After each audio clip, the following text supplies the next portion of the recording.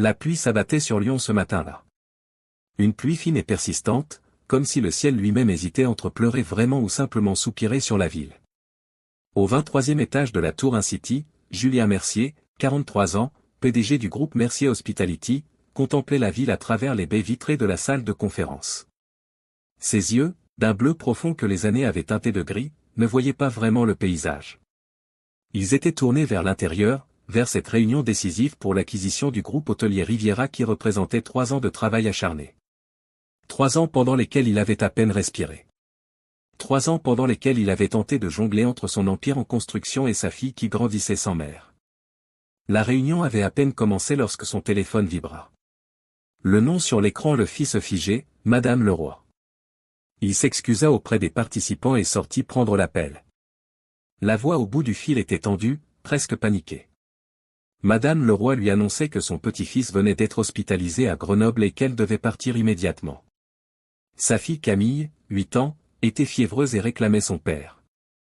Le monde de Julien se rétrécit soudain à la taille d'une petite fille recroquevillée sous sa couette rose, serrant contre elle la peluche lapin élimée que sa mère lui avait offerte. Il confia la réunion à son assistante Hélène, lui demandant de trouver en urgence quelqu'un pour s'occuper de Camille le temps qu'il revienne. 20 minutes plus tard, il poussait la porte de son appartement au Brotteau. Il trouva sa fille dans le salon, enroulée dans la couverture bleue qui avait appartenu à sa mère, son lapin Monsieur Caramel serré contre elle. La sonnette retentit peu après. Julien s'attendait à voir une professionnelle en uniforme, une de ces gardes d'enfants certifiées que les agences envoyaient à prix d'or. À la place, il découvrit une jeune femme d'une trentaine d'années, les cheveux châtain clair légèrement humides de pluie, vêtue d'un pull couleur moutarde.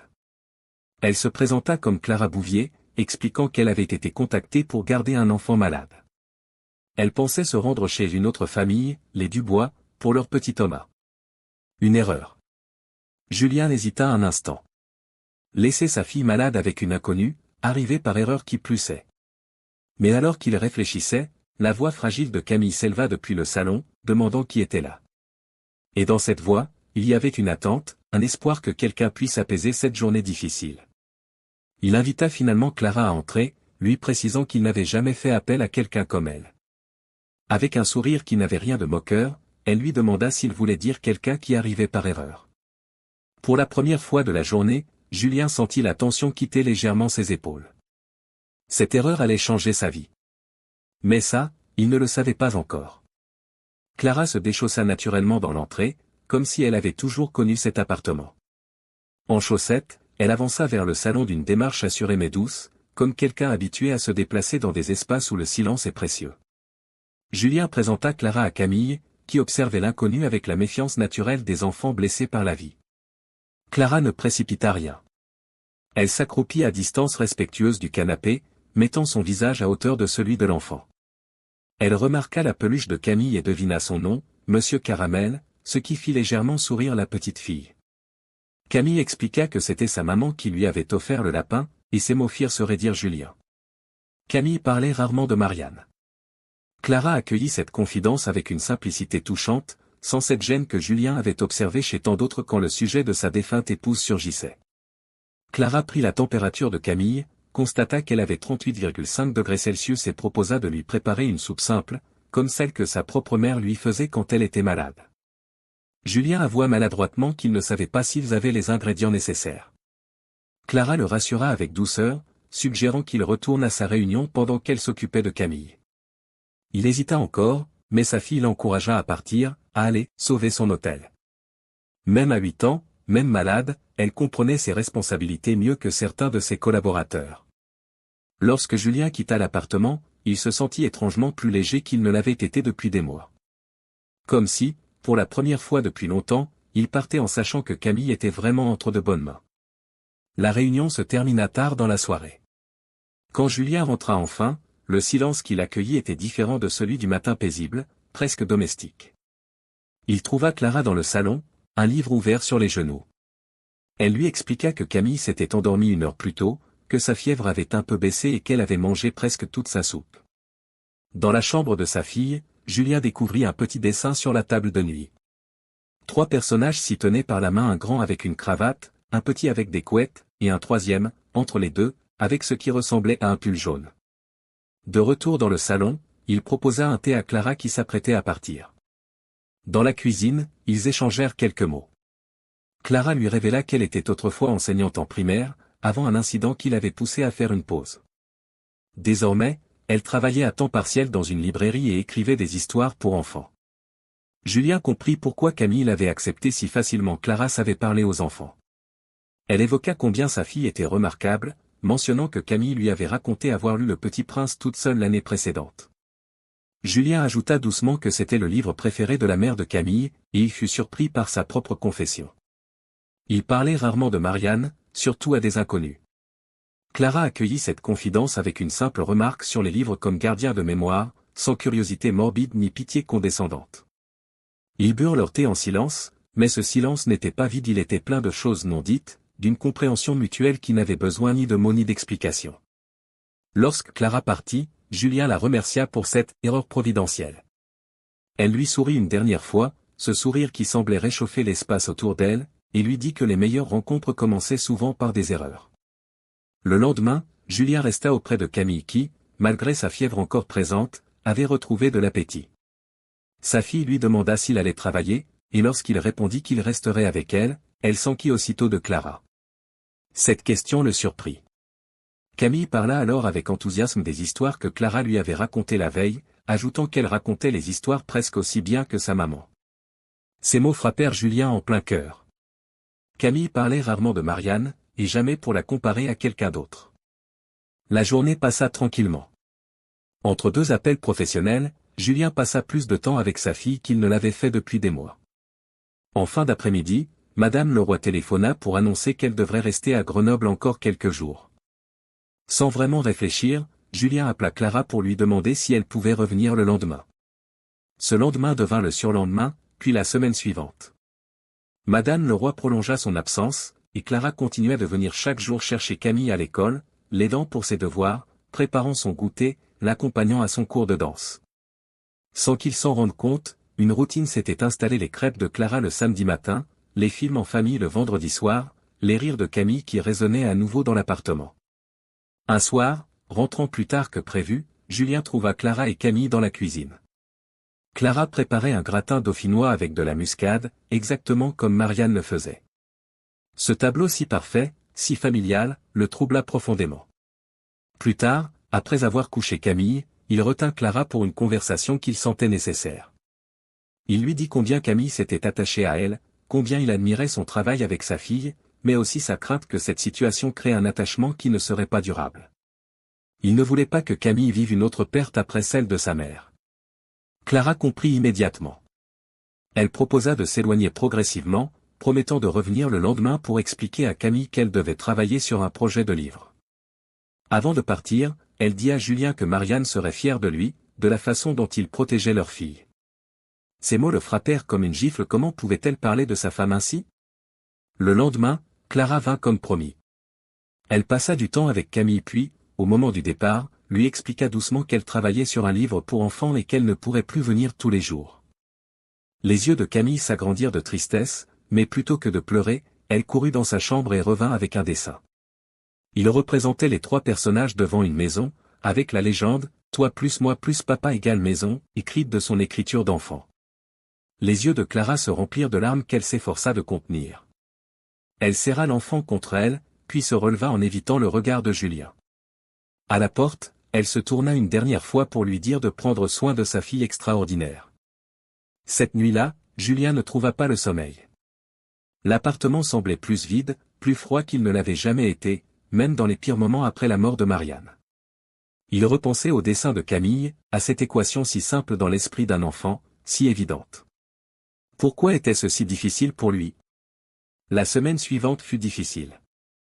Camille était silencieuse, obéissante, mais son sourire avait disparu. Même Madame Leroy, de retour après son absence, remarqua sa tristesse. Elle demanda à Julien s'il s'était lui aussi attaché à cette femme qui s'était occupée de Camille. Cette question le poursuivit toute la nuit. Le vendredi suivant, il sortit plus tôt du bureau et se mit à chercher la librairie où travaillait Clara dans le 6e arrondissement. Il la trouva finalement, les pages joyeuses, avec sa vitrine colorée de livres pour enfants. À l'intérieur, Clara lisait une histoire à un cercle d'enfants captivés. Julien l'observa sans se faire remarquer, admirant sa passion tranquille, sa façon de donner vie au personnage. Quand les enfants se dispersèrent, Clara l'aperçut et s'approcha, visiblement surprise. Il lui dit simplement qu'il ne venait pas lui demander de revenir, mais pour la remercier. Pour avoir montré à Camille qu'elle pouvait encore rire, pour lui avoir rappelé à lui qu'un foyer n'était pas juste un endroit où l'on dormait et mangeait. Elle leur avait offert ce qu'il croyait perdu, un sentiment d'être entier, complet. Il lui tendit un petit bracelet tressé que Camille avait fait pour elle. Clara le prit, émue, et demanda dans un murmure s'il pouvait recommencer. Julien acquiesça, sentant renaître en lui une émotion qu'il croyait morte. Il ne voulait pas quelque chose de parfait, juste quelque chose de vrai. Et Clara, à travers ses larmes, lui répondit que c'était exactement ce qu'elle voulait aussi. Le printemps s'installait doucement sur Lyon. Les quais de Saône s'animaient de promeneurs, les terrasses des cafés se remplissaient, et dans le parc de la Tête d'Or, les premiers bourgeons éclataient en fleurs pâles. Clara revenait progressivement dans la vie de Julien et Camille. D'abord par des visites espacées un dimanche au parc, un mercredi après-midi pour aider Camille avec un projet d'école, un dîner occasionnel que Julien prétendait organiser pour remercier Clara de son aide, mais qui devenait à chaque fois un moment précieux où le temps semblait s'étirer pour leur offrir plus d'heures ensemble. Camille s'épanouissait à nouveau. Ses notes à l'école s'amélioraient, son rire résonnait plus souvent dans l'appartement, et ce pli soucieux qui barrait son front depuis la mort de sa mère s'était presque effacé. Elle parlait plus souvent de Marianne aussi, comme si la présence de Clara, loin d'effacer le souvenir de sa mère, lui donnait la permission de l'évoquer sans crainte de blesser son père. Un soir d'avril, après que Camille se fut endormie, Julien et Clara s'attardèrent sur le balcon de l'appartement. La ville s'étendait devant eux, constellée de lumière qui scintillaient comme autant d'étoiles tombées sur terre. Clara portait le bracelet que Camille lui avait fabriqué, ne l'ayant jamais quitté depuis ce jour à la librairie. Julien lui parla alors de Marianne. Pour la première fois, il se confia vraiment, sans retenue. Il lui raconta leur rencontre à l'université, leur début difficile, la naissance de Camille qui avait changé leur vie, puis la maladie soudaine, imprévisible, dévastatrice. Il lui parla de sa culpabilité aussi d'avoir été trop pris par son travail pendant les derniers mois de Marianne, de n'avoir pas su protéger ni sa femme ni sa fille de cette douleur. Clara l'écouta sans l'interrompre, sans le juger. Quand il eut terminé, elle lui prit simplement la main et lui parla à son tour de sa propre blessure, cet incident en classe qui l'avait poussé à s'éloigner de l'enseignement. Un élève qui avait fait une crise d'épilepsie alors qu'elle était seule avec lui. La peur, l'impuissance, puis les reproches injustes des parents qui avaient suivi. La confiance en elle-même qui s'était brisée ce jour-là.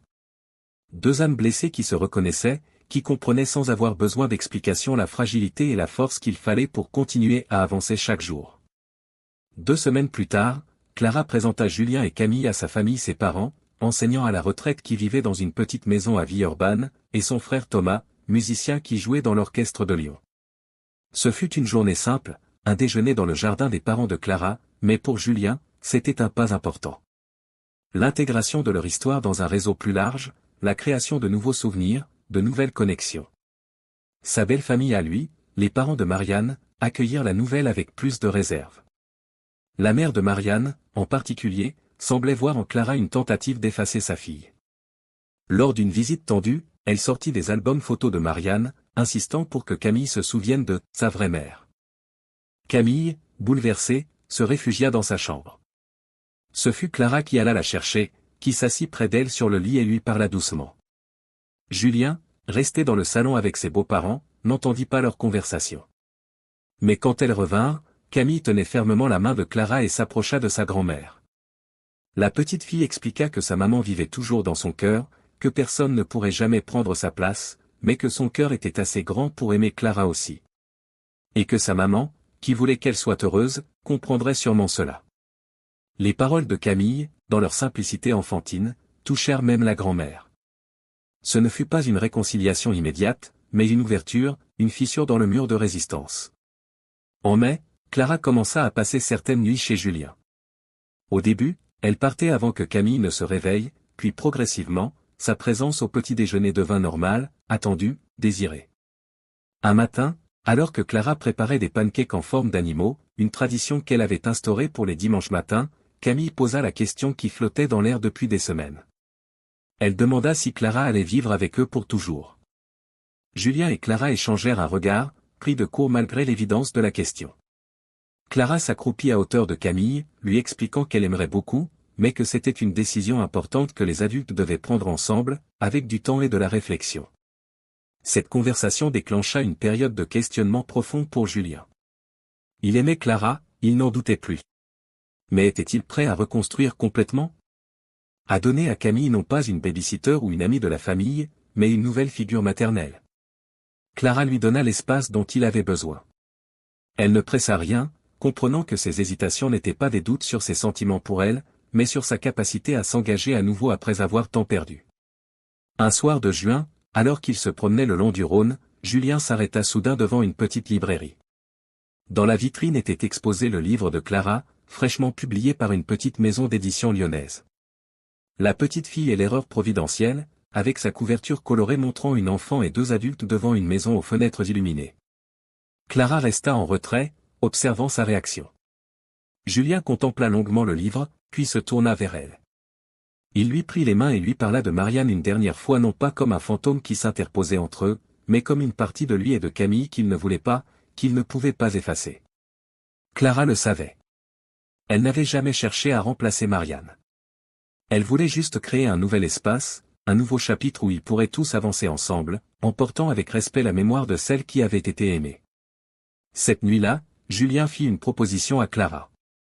Non pas de l'épouser, pas encore, mais de venir vivre avec eux. De transformer cette relation fragile en quelque chose de solide, d'assumer, de revendiquer. Clara accepta, les yeux brillants de larmes contenues. Elle lui avoua qu'elle avait craint que ce moment n'arrive jamais, que la peur ne l'emporte sur l'amour. Ils décidèrent d'annoncer la nouvelle à Camille le lendemain. Mais ce matin-là, en entrant dans la cuisine, ils trouvèrent la petite fille déjà attablée, dessinant avec application. Sur son dessin, 3 personnages se tenaient devant une grande maison colorée. Au-dessus, en lettres maladroites mais déterminées, elle avait écrit « Ma nouvelle famille ». Comme si elle avait toujours su ce que les adultes mettaient tant de temps à comprendre. 6 mois plus tard, un matin de neige légère sur Lyon, l'appartement des Brotteaux s'animait du bruit des rires et des histoires. Clara préparait des crêpes pour Camille et ses amis d'école, leur racontant des aventures de princesses qui sauvaient des dragons et de chevaliers qui apprenaient à coudre. Julien observait cette scène depuis l'encadrement de la porte, son café à la main. Ces 6 mois avaient été un voyage de redécouverte et de guérison. Clara était entrée progressivement dans leur vie, d'abord par des visites occasionnelles, puis des week-ends, et finalement en emménageant avec eux un mois auparavant. Le chemin n'avait pas été sans difficulté. Il y avait eu ce moment où Camille avait appelé Clara « maman » par accident, se figeant ensuite d'horreur. Clara avait géré la situation avec une délicatesse bouleversante, expliquant à Camille que sa maman serait toujours sa maman, que personne ne pouvait la remplacer, mais que les cœurs, comme les bibliothèques, avaient de la place pour beaucoup de livres différents. Il y avait eu aussi la réaction de certains amis de Julien, étonnés de le voir refaire sa vie, si vite, après 3 ans de deuil, comme si la douleur devait suivre un calendrier précis. Et ses propres doutes, ces nuits où il se réveillait en sursaut, persuadé de trahir Marianne en étant heureux à nouveau. Mais il y avait eu également les victoires, le premier éclat de rire spontané de Camille, leur premier petit déjeuner du dimanche tous les 3, la première fois que Clara avait utilisé sa clé pour entrer dans leur appartement. Ce jour-là était particulier. Dans le sac de Clara se trouvait son livre fraîchement publié, La petite fille et l'erreur providentielle, dédié à Camille et Julien, qui m'ont appris que les plus belles histoires commencent souvent par des erreurs.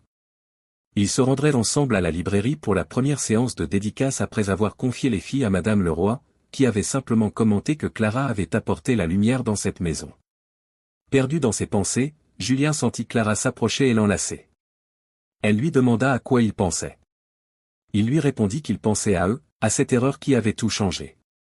Clara lui rappela doucement que la seule erreur aurait été de ne pas la faire, cette erreur. Derrière eux, le rire de Camille s'éleva à nouveau, clair et léger comme la neige qui tombait sur Lyon. Certaines erreurs méritent d'être faites.